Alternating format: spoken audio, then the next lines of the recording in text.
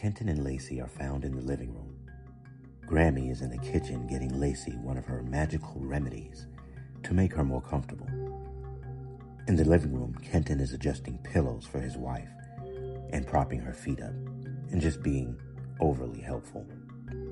"Baby, I love you, but you're killing me right now," Lacey says, touching his face lovingly.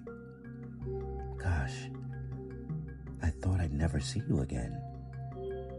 But there were times I did have hope.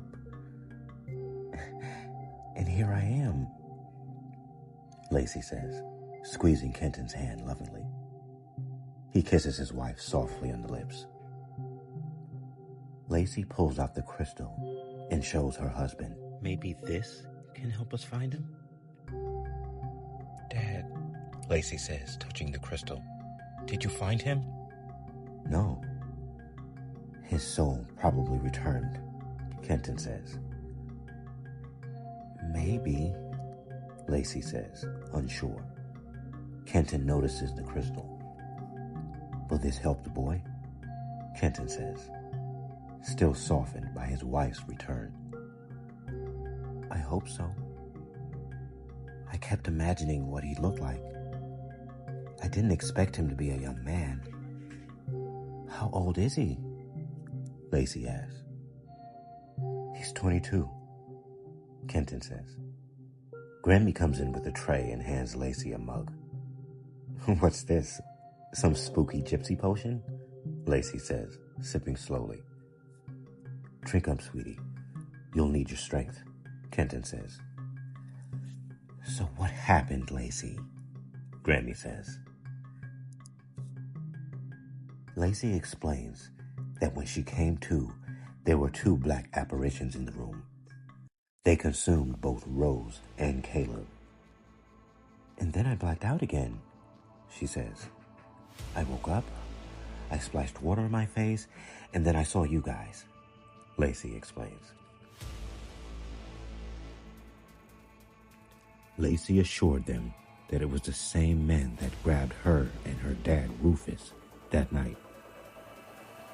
Without warning, Caleb appears and startles them. "Caleb," Grammy says. "Thank goodness." "I'm fine," Caleb says, assuring her. Grammy embraces him tightly for a couple of moments. "Where's Rose?" she says. Caleb looks over to notice his mom. "Hi, son," Lacey says. "Mom, I can't believe it." They share an embrace. "Grammy, you were right. Remember that guy you said I'd meet? That we shared a magical lineage. I saw him. He's real. His name is Soren. And they had a knife to him. And they said they're going to kill him if we didn't give him the crystal. And they knew about Mom and..." Caleb says. "Hold on. Slow down, Caleb. What happened?" "Now start from the top. What happened? Where did you go? And what man?" Grammy says. Eventually, Caleb explains he needed the crystal to trade for Soren's life. "Absolutely not. I'm not giving you that crystal, and you're not going back there," Grammy says. "I agree, Caleb. Just listen to your grandmother," Lacey says. "But you guys don't understand. Grammy, it's the prophecy. You told me one day I'd meet a counterpart. Well, this is it. It's him. His name is Soren, and he was trapped there all this time. And I can't just leave him there," Caleb says. Grammy brings the 3 remaining crystals and sets it down on the coffee table. Lacey puts the other one down she has. As Lacey sits back, the crystals begin to vibrate and glow. All 4 pieces slowly move toward each other. Caleb's eyes begin to glow bright yellow. Granny looks over at him in concern at first. Lacey got up and motioned toward him, but Grammy held her back gently. She gave Lacey a look that assured her he was okay. She slowly sat back down beside Grammy, holding hands as tightly as they watched Caleb and the crystal's energy seemingly merge. Caleb sat staring intently at the crystals in sort of a daze, his eyes still glowing. An eerie silence dropped over the living room. Every second that passed, Lacey became more anxious and eventually cried out, "Caleb, honey, please, say something," she says. Granny pulled her daughter in close. "It's okay, sweetie. Give him time," she says softly. The crystals begin to form into one piece. A surge of energy surrounds the crystals, and they form an amulet. The crystal cemented itself within that shape, and the energy became solid to form a necklace. Caleb snaps out of it, grabs it, and puts it around his neck. Grammy and Lacey look on in astonishment. Then Grammy smiles and says, "You okay, kid?" He looks at her and replies, "Now that was cool." "Well, I think it's yours now, son," Lacey says, pointing towards his chest. With the crystals combined, Lacey explains he would be able to cross dimensions effortlessly. He stood there and had never felt so powerful. He now knows what he's capable of. Caleb lifts the amulet lightly from his chest, staring at it. A rush of fear comes over him, but he doesn't say anything. "All right, enough of that. The boy's fine. We'll have to find Rose," Grammy says. "Rose is fine. We need to get back to Soren. With or without you guys, I'm going to save him," Caleb says. Grammy and Lacey look at one another. "Well, I forbid it," Grammy says. "You forbid it?" Caleb says. "For all you know, it could be a trick. You don't know who that man was," Grammy says. "No, I think the problem is you don't know who he is. I do. I was there. And it's him. It all adds up. He knows about the crystal, the guy, even Mom. He knew she was sucked into the crystal," Caleb says. "Caleb, it's too dangerous," Grammy says. "I don't care. When I left, he had a knife to his throat.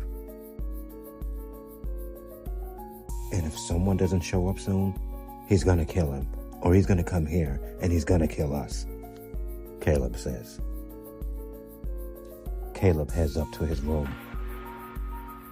"Well, he's definitely got your temperament, Mom," Lacey says.